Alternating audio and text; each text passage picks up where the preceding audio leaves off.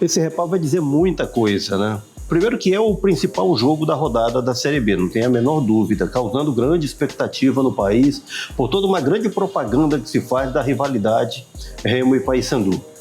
O jogo se torna para lá de especial porque tem o início de um ciclo no Paysandu com o Claudinei Oliveira, que já ganhou crédito com a vitória sobre o Botafogo, e do Antônio Oliveira no Clube do Remo, e para nós assim uma interrogação sobre como o Remo vai funcionar na gestão do Antônio Oliveira, apesar de que nós ainda veremos no Repá o Remo do Daniel Paulista, do Flávio Garcia.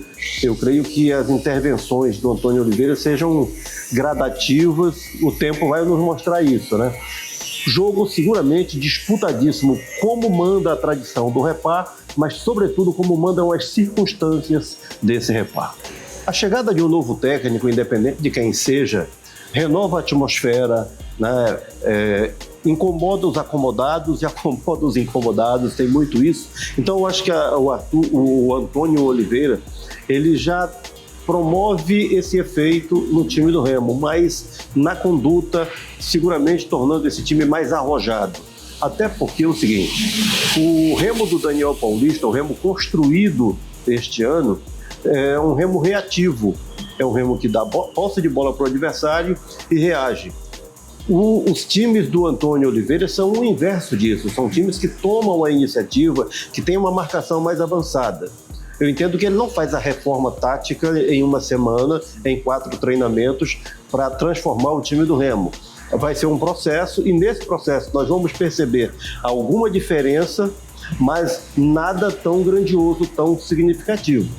Já do lado do Paysandu, é uma continuidade do que nós já percebemos, é uma reconstrução de equipe. Olha, quando a gente fala de Repá, as estatísticas elas vão lá para segundo plano, porque é uma história de 111 anos que está nos mostrando a cada novo Repá que esse jogo transforma as atitudes, equilibra forças, há uma energia no Repá que é única. Então o que nós vamos ter é, seguramente, 2 times muito aguerridos, sendo que o Paysandu depende mais desse aguerrimento do que o Remo. Se você tiver um jogo para um jogo mais tático, o Remo prevalece porque é um time mais arrumado. Num jogo mais aguerrido, mais de superação, interessa ao Paysandu porque é bem isso que o Paysandu tem para levar para o jogo. Óbvio que o jogo tem suas alternâncias de momentos, né? Mas o Remo chega, digamos assim, mais consistente, e o Paysandu entendemos que provavelmente mais ascendente, né? Dentro de um processo de crescimento gradativo com esse novo comando. E o Repá, por ser uma energia singular, né? Um jogo absolutamente diferente de todos os outros, pode promover o crescimento de quem não está tão bem cotado, como pode também diminuir a cotação de quem está acima. Depende de como o jogador se comporta dentro do contexto do Repá. Então, surpresa a gente sempre pode ter, e surpresa é sempre muito bem-vinda, né?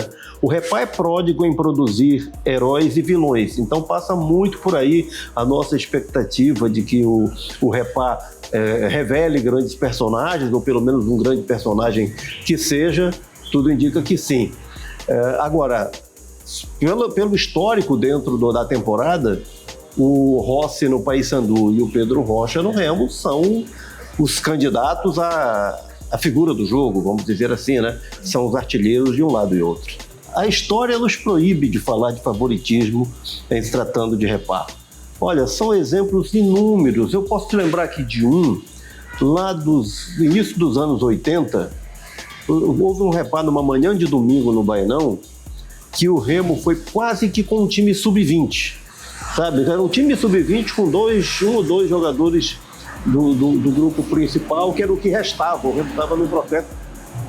O Remo ganhou esse jogo de 3-1. O Paysandu com o time principal e o Remo com uma base. Como várias vezes nós vimos o Paysandu estrupiado para enfrentar o Remo. O Remo é favorito pelas condições. O time do Paysandu cresceu. Vimos isso no último Repá. Como é que o Paysandu estava dentro daquele processo de um time aniquilado aí fisicamente, e o Remo muito bem, o Paysandu ganhou o jogo, o último repar, o Paysandu ganhou. E o anterior, o Remo ganhou, e foi campeão, mas com forças equilibradas. O que nós tivemos ali? A superação prevalecendo. É muito isso. Não dá para se falar em favoritismo, em vantagem. O que eu digo sobre esse repar é que eu defino o Remo como, dos dois, o time hoje mais consistente e o Paysandu, dos dois, o mais inflamado pelas circunstâncias de um time que está emergindo do próprio sofrimento. É sempre muito isso. Agora também tem uma coisa, todo time que depende do seu emocional para crescer também fica vulnerável a qualquer intempérie do jogo que jogue fora toda a concentração, né, todo esse furor emocional. E eu digo, quando eu digo Remo hoje é o time mais consistente, é um time que está mais por conta de uma estrutura definida, de uma identidade de jogo definida. O Paysandu está sendo reconstruído dentro da competição, mas hoje emocionalmente muito forte. E aí vai ser aquele tipo de jogo que diz quem é quem, né? Para o futuro da competição. O Paysandu pela reação e o Remo pela afirmação.